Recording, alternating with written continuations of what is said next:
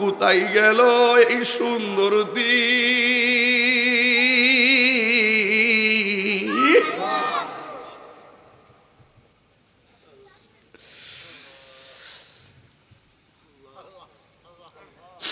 হাসরের ময়দানটা বড় কঠিন হবে। হাসরের ময়দানে 50,000 বছর মানুষ তামার জমিনে দাঁড়ায় থাকবে। আল্লাহু আকবার বলে গেল।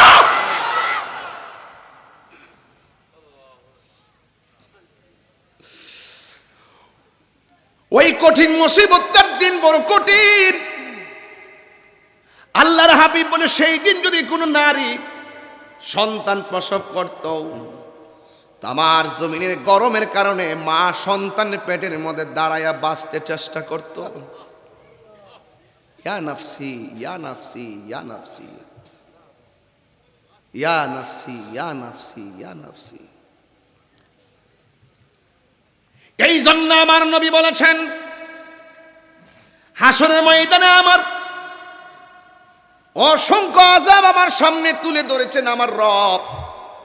এর মধ্যে একটা আযাব হলো, যাকে যাকে সাপ মানুষকে পাকড়াও করবে। পাকড়াও, একটা দৌড়া সাপ ঢুকলে এখানে সবাই উঠে দৌড় মারবেন সাপের ডরে। লক্ষ লক্ষ সাপ এমন ভাবে দাঁড়ায় যাবে, সাপের ডরে মানুষ দৌড় দিবে। দৌড় দিতে দিতে পেরেশান হয়ে যাবে। এ অনন্তপুরের মা, এ হুমনার মা, কান জাগ্রত করো। বহুত বহুত হইছে, এবার রসুলের প্রেম সাগরে লাভ দাও। যখন মানুষ দৌড়তে দৌড়তে পেরেশান হয়ে যাবে, সাপগুলা ফনা তুল্লা মানুষের সামনে, লক্ষ লক্ষ সাপ একটা মানুষের সামনে দাঁড়ায়া যাবে। সাপগুলো বলবে তোমার হাত দুইটা সামনে বাড়াও।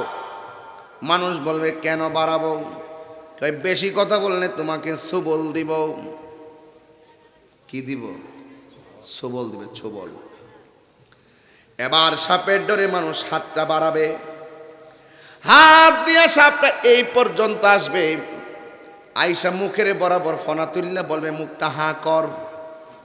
মুখটা যদি হা না করো ছবল দিব। এবার মুখটা হা করবে, যাকে যাকে দলে দলে বিষাক্ত সাপ মুখ দিয়া ঢুকবো, একটা সেকেন্ড পারবে না মুখটা বন্ধ করতে। গড়টা হবে কালবুয়তিন, গড় সমূহের মতন, তুলির মতন ফাটা হবে। সাপগুলো ভিতরে যাবে। এই সাপের বিষ এত কঠিন, দুনিয়ার কোন জঙ্গলে শ্বাস ফালাইলে ওই জঙ্গলের গাছপালা জলে যেত, জলে যেত।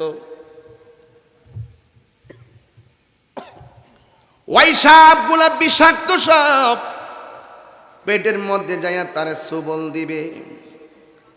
আর মানুষটা এমন ভাবে কাঁদবে, জাহান্নামীরা পর্যন্ত বলবে আল্লাহ এর এখান থেকে সরাও।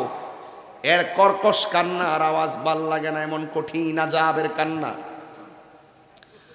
আল্লাহর হাবিব তো উম্মতের দরদি। আল্লাহর হাবিব ডাক দিয়ে বলবে আল্লাহ গো, ও আমার আল্লাহ, এরা কে এমন ভাবে শাস্তিতে কাঁদতেছে? আমার নবী বলে, ও আমার আল্লাহ বলে, বন্ধু এরা কারা জানেননি? যতগুলো সাপ আপনি দেখেছেন সবগুলো সাপ হলো তাদের হারাম টাকা। দুনিয়ার জমিনে যতটা হারাম টাকা খেয়েছে সবগুলো হারাম টাকারে আমি আল্লাহ বিষাক্ত সাপে পরিণত করেছি। হেলাই হেলাই কার্য নষ্ট রে। আনন্দের সাথে খাইছে হারাম, এটা কোনো ব্যাপার না, ব্যাপার না কইয়া খাইছে। হেলাই হেলাই কার্য নষ্ট রে, পুরুষ নষ্ট হাটে, খারাপ রাস্তায় গাড়ি নষ্ট, নারী নষ্ট খোলা ঘাটে রে। হেলাই হেলাই কার্য নষ্ট রে। 500 রুটে পয়সা নষ্ট, যুবক নষ্ট মদে, কুসমাজে গেরাম নষ্ট, খাদক নষ্ট সুদে।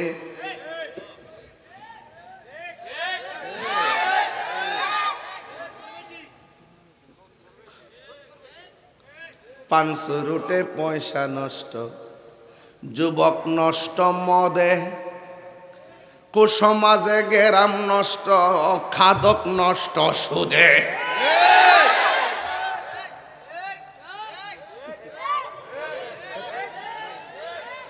টাউনে গুইরা ছাত্র নষ্ট, কীটে নষ্ট ফুল, অতি মায়াই বধূ নষ্ট, দুলাই নষ্ট চুল রে। হেলাই হেলাই কার্য নষ্ট রে। পুরুষ নষ্ট হাটে, খারাপ রাস্তায় গাড়ি নষ্ট, নারী নষ্ট ফুসকুনির খোলা ঘাটে রে। হেলাই হেলাই কার্য নষ্ট রে। ঠিক কিনা? ও তুই ডুব দিলে রূপ দেখতে পাবি রে। রাউস না। ও তুই ডুব দিলে রূপ দেখতে পাবি রে। পাবে তোর খুদে মহাজন, পাবে তোর খুদে মহাজন, পীরের দিল দরিয়াই ডুবে দেখ ওরে পাগল মন। দিল যখন হবে খাঁটি, বুঝতে পারবি উজান বাটি, কোথায় কি রতন। যে রাইত হইছে না, এই রাইতে এগুলাই চলে। এটা গভীর কথা বাজান। তিনটা জিনিসের প্রতি যত্নশীল হতে হবে।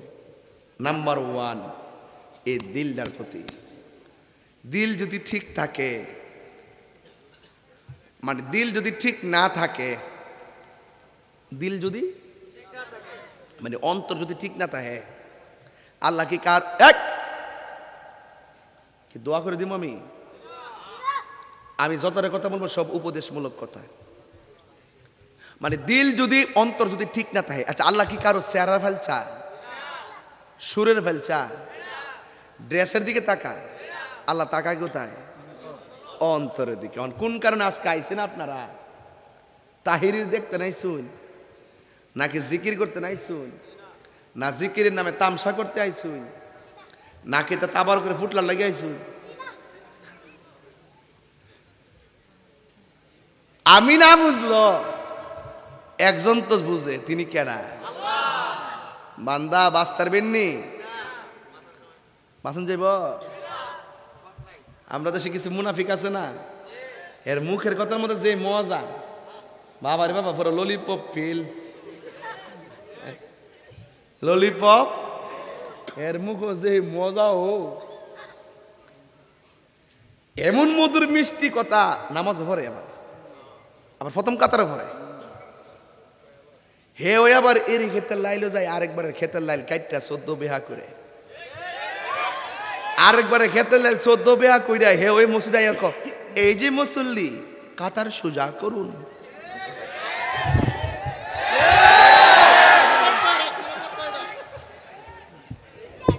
এই মুনাফিকদের কারণে সমাজের সবচাইতে বড় সমস্যা। হাত তুলে বলো ঠিক না বলো।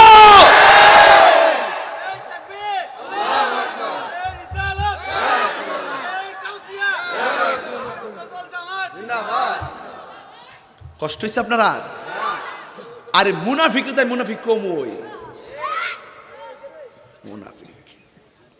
হে আরেকবারের খেত ছাতির দাসা দিয়া লাইন করে দিয়েছে তা ফানি আইবার লেগে। হে মানুষের বোঝা এটা ইন্দুরের গাতা। আরে বাটফার করি গীতা। হে সন্ধ্যার সময় যাইয়া ছাতির দাসা দিয়ে একটা গুতা দিয়ে ফুরে, আর সারা রাত আরেকবার ক্ষেতের ফানি যায়, হের ক্ষেতে বুড়া লেগে জায়গা। আবার ওখান তো যেবার ক্ষেতে ফানি গেছে, কোনো দিক দিয়ে আর গাতা খুঁজা ফানা পাইব কেমনি? হে ছাতির দাসা দিয়ে আসি।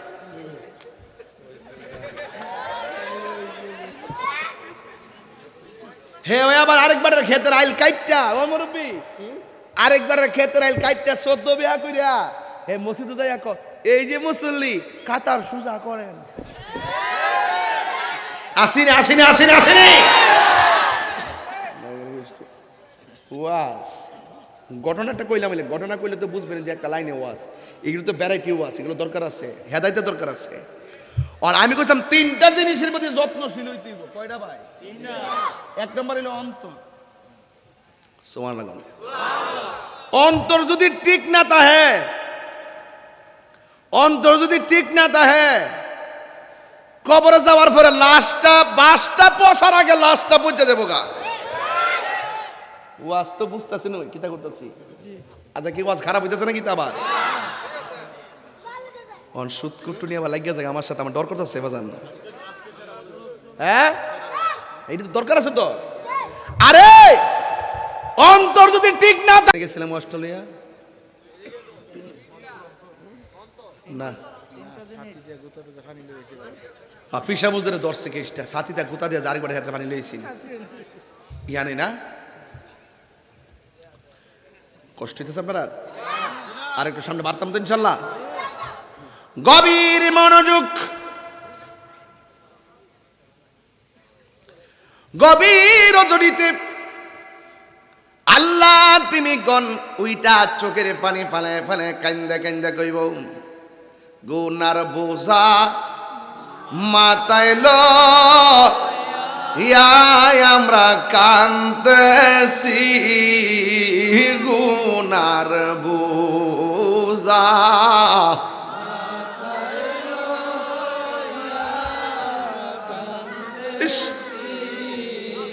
মাফু করে দাও মাহবুদাল্লাহি,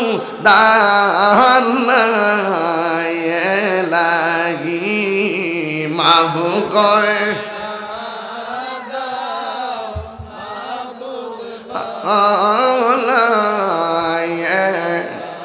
গভীর মনোযোগ। আমি বলছিলাম যাকে যাকে সাপ পেটের ভিতরে ঢুকবে, যতগুলো হারাম টাকা খাইবেন সবগুলো হারাম টাকা সাপে পরিণত হবে। আল্লাহর হাবিব সাল্লাল্লাহু আলাইহি ওয়াসাল্লাম বলেন, আমি দেখব হাসরের ময়দানে আরেকটা আযাব দেখা যায়। কিছু কিছু মানুষকে আগুনের শিকল দিয়া বেঁধে রাখা হয়েছে, আবার কিছু কিছু মানুষ নিজের নখ দিয়া নিজের চেহারাটা আশ্রাইতে আশ্রাইতে কঙ্কাল বানাইতেছে। আল্লাহর হাবিব ডাক দিয়া বলে, ও আমার মালিক গো, এরা কারা যাদের চামড়া, চেহারার চামড়া, নিজের চামড়া নিজে টাইনা তুলতেছে? আল্লাহু আকবার করে কেন? আমার আল্লাহ ডাক দিয়া কয়, বন্ধুরে আমার, এরা কে জানেননি? যারা মানুষের গীবত করত, এরা নিজের চেহারার গোশত নিজে টাইনা টাইনা খুলতেছে।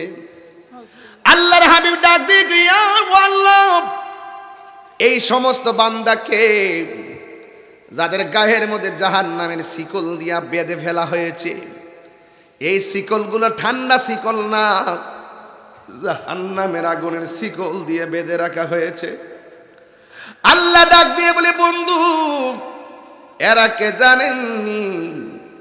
এরা হলো দুনিয়ার ওই সমস্ত সন্তান যারা মা বাবার ধমক দিয়া কথা কইতো, বালা কথা কইলে ধমক মারত, ভালো কথা বললে ধমক মারত। এরা দুনিয়া তো বুকছে, হাসরের ময়দানেও বুক। ভাই কথা কয়া দিয়া যায়, আমল করবেন। যদি তাহিরিরে 1 মিনিটের জন্য ভালোবেসে থাকেন, এখনের কথাগুলো মেমোরিতে রেখে দিবেন। খুদার কসম করি বলি, আল্লাহর ওলি হইতে গেলে কামেল পাস লাগে না, আল্লাহর ওলি হইতে গেলে মাস্টার্স পাস লাগে না, আল্লাহর ওলি হইতে গেলে মা বাবার দোয়াটাই যথেষ্ট। 90% মুরব্বী ফুলার বউর দ্বারা ঘরে শান্তিতে নাই। ফুলার বউটা তো আরেক বেডির মেয়ে, অসুবিধা নাই, কিন্তু নিজের পুলাটা পর্যন্ত নিজের মা বাপটারে বুঝে না। কথা কোন ঠিক কিনা? অথচ আপনার মা কেমন মা? যেই মা বলে কি জানেননি, আমার 2টা সন্তান ছোটবেলা আমার সারা ঘুমায় নাই, বুঝ হওয়ার পরেও আমার পাশের রুম ছাড়া থাকে নাই। আমার ছেলে দূর দূরান্তে লেখাপড়া করলো, আমার ছাড়া ভাল লাগে না। এখন আমার ছেলে বড় হয়েছে, আল্লাহর রহমতে দুইটা ছেলের দুইটা বাড়ি হয়েছে। এখন পোলাপানগুলো বাড়িতে ঘুমায়, গ্রামের বাড়িতে আসে না, অনেক দূরে বিল্ডিংয়ের মধ্যে ঘুমায়, কিন্তু আমার বাড়িতে আসে না। আমি মা খুশি, আমি মা কিন্তু বেজার না। কয় কেন? একটা মাত্র কারণে বেজার না, কারণ আমার সন্তানগুলো আর আগের মতো ডরায় না। আমার সন্তানের গায়ের মধ্যে সাহস হয়েছে, কিন্তু আমার মনের ভিতরে কষ্ট কোনটা জাননি? একটা কষ্ট আমার ভিতরে, আমার জাদুমণি যদিও দুইটা বিল্ডিংয়ে বাস করে, দুইটা বিল্ডিংয়ে 3 দুগুণে 6টা রুম, দুইটা রুম দুই বিল্ডিংয়ে খালি থাকে। আমি মাঝে তার ছোট্ট একটা পেটে 10 মাস 10 দিন করে দুইটারে 20 মাস 20 দিন জায়গা দিলাম। আমার ছোট্ট একটা পেটের ভিতরে এতদিন তারে রাখছি, কিন্তু আমার পোলার এত সুন্দর বড় বিল্ডিং এর একটা রুমের ভিতরে আমার জায়গা হয় নাই। এটাই হলো আমার কষ্ট। আর একটা কষ্টের কথা শুন না জান আমার কাছ থেকে। আমি যখন মার পেটের মধ্যে ছিলাম, পাশের বাড়ির মহিলা আনছে একটু সময় কাটাইবার জন্য, কথা বলতেছি, হঠাৎ পিরা চোখের ভিতরে পানি ঝরতেছে। বন্ধুরে আমার, এবার চোখের মধ্যে পানি দেইকা পাশের বাড়ির মহিলা ডাক দিয়া কয়, সখিনা তুমি বালা বালা কথা বলতেছ, তোমার চোখের মধ্যে কেন পানি দেখা যায়? মা সেই দিন সমাজের মানুষকে বলছিল কি জানেননি? মা বলছিল, তোরা কি জানোস না আমার পেটের ভিতরে 8 মাসের বাচ্চা। আমি যখন দুধের সঙ্গে কথা বলতেছিলাম, হঠাৎ করে আমার জাদুমণি পেটের ভিতরে এমন জোরে একটা লাথি মারছে, এই লাঠিটা আমি সহ্য করতে পারি নাই। ব্যথার কারণে আমার মনের অজান্তেই চোখ দিয়ে পানি ঝরে গেছে। আর একটা মহিলা জিজ্ঞাসা করে, তোমার সন্তান তোমাকে লাথি দিয়েছে, তুমি চোখের পানি ফেলে কাঁদতে পারো, কিন্তু তোমার মুখের মধ্যে কেন হাসি দেখা যায়? একই মুখে হাসি, একই সময় চোখে পানি, কাঁদলা কেন আবার হাসলা কেন? নিঃস্বার্থে ভালোবাসে শুধু আমার মা, ববে যার তুলনা নাই।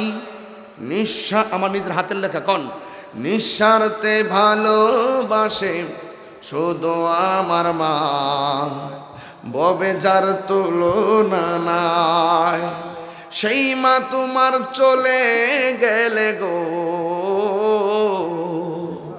সেই মা তোমার চলে গেলে সার হইব কান্দন।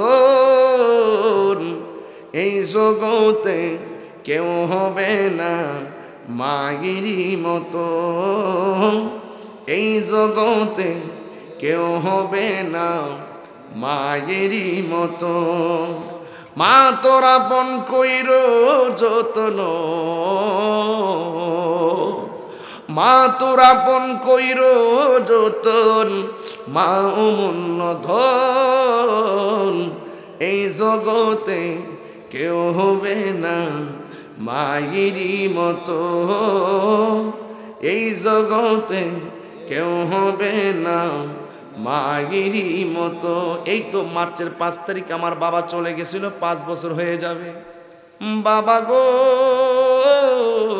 বাবা, বাবা গো বাবা, বাবা গো বাবা, বাবা গো বাবা। বাবা তুমি কেমন আছো ছোট মাটির ঘরে, তোমার কথারি দই মাঝে পড়ছে বারে বারে। বাবা গো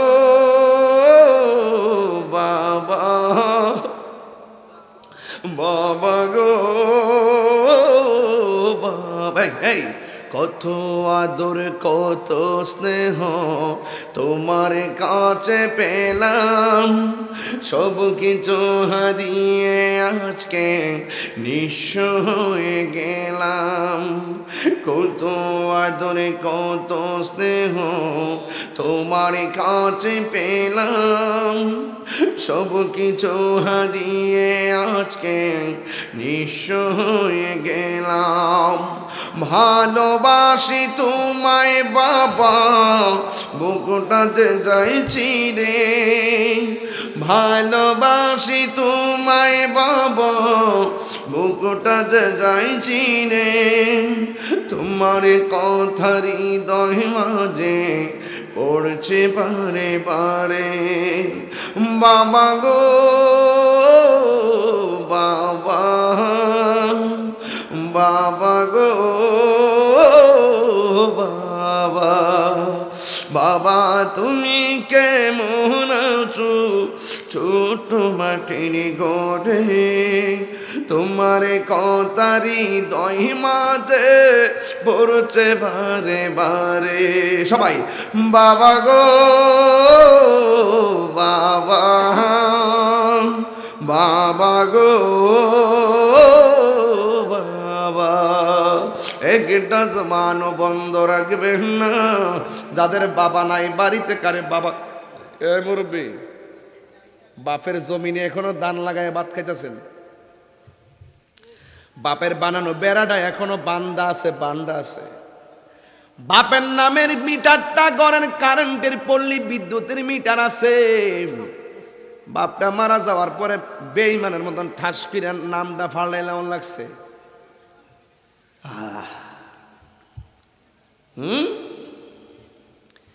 এই বাপটা পোলা পোলা কইরা রক্ত পানি কইরা ফালাইছে যুবক।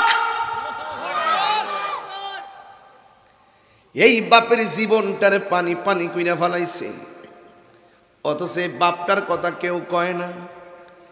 পৃথিবীতে একটা মানুষ 1000 বার কষ্ট করলো, কয় না আমি কষ্ট পেয়েছি। আর একটা মানুষ 7 দিন ভাত না খাইলো, কয় না যে আমি ভাত খাইনি, ক্ষুধা লাগছে। ওই মানুষটা হলো জনম দুঃখিনী মা। বন্ধু, মা বাবার মনে কান্দাইয়া অনন্তপুর সেখানে মদিনা দরবার শরীফে মুরিদ হইলে লাভ হবে না। পেশা বুঝর বলবে মা বাপরে কষ্ট দিলে তোর মতন মুরিদ আমার দরকার নাই। কথা কন ঠিক কিনা? মা কেন এত দামি জানে না সকলে, বলো মা কেন জানে না সকলে, বলো মা কেন এত দামি জানে না সকলে। জানতো যদি পড়তো দেখে কোরআন হাদিস খোলে। একটি হজের সওয়াব মিলেন, একটি হজের সওয়াব মিলেন, মাকে একবার দেখিলে। মা কেন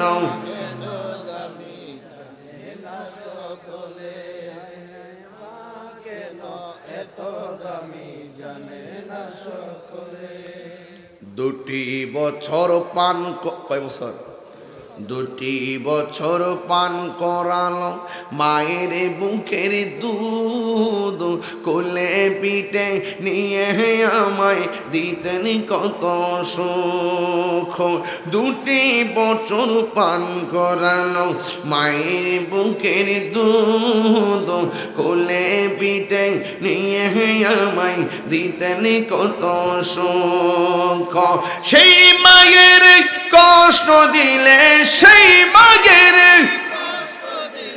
খুদার সটলে, মা কেন এত দামি জানে না সকলে, বলো মা কেন। আমার যুবক ভাইরা জবান খোলো, বলো মা কেন। মায়ের প্রসবের কালে কত কষ্ট পান, বেহুশ হইয়া পড়ে মায়ে আপন বিছানায়। মায়ের প্রসবের কালে কত কষ্ট পায়, বেহুশ হইয়া পড়ে মায়ে আপন বিছানায়। সন্তানের নিয়া কুলে, সন্তানের কুলে প্রসব ব্যথা ভুলে ভুলে মা কেন, মাশাআল্লাহ, এ বলো মা কেন এত দামি জানে না সকলে, বলো জানতো যদি পড়তো দেখে কুরআন হাদিস খুলে। একটি হজের সওয়াব মিলে মাকে একবার দেখিলে, মা কেন এত দামি জানে না সকলে, বলো মা কেন এত দামি জানে না সকলে।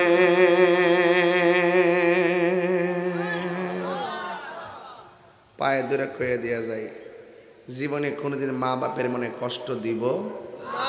এটাই অনন্তপুর আশেকানে মদিনা দরবারের শিক্ষা। জীবনে কখনো হারাম খাওয়া যাবে, এটাই আশেকানে মদিনা দরবার শরীফের শিক্ষা। কথা বলেন ঠিক কিনা? আমি কি বোঝাতে পারতেছি আপনাদেরকে? তাহলে এই দুইটা ওয়াজ লইয়া, আর ওয়াজের শুরুতে কইছিলাম নামাজের কথা। নামাজ পড়তে হবে কি হবে না? কারা কারা আমার সাথে একমত? হাত তুলেন, সোজা করেন। নারে তাকবীর, নারে রিসালাত, আহলুস সুন্নাত ওয়াল জামাত। আপনাদেরকে নিয়ে আমি কিয়াম করব। কিয়ামের মধ্যে লাইন সোজা করবেন, এরপরে ওই লাইনে বয়া থেকে আমি আপনাদের সাথে জিকির করবো ইনশাল্লাহ। রাজি আছেন কিনা বলেন? অনেকক্ষণ আগে আপনারা বসছেন, দাঁড়ায় নবীর সালাম দিব। ইয়া নবী সালাম আলাইকা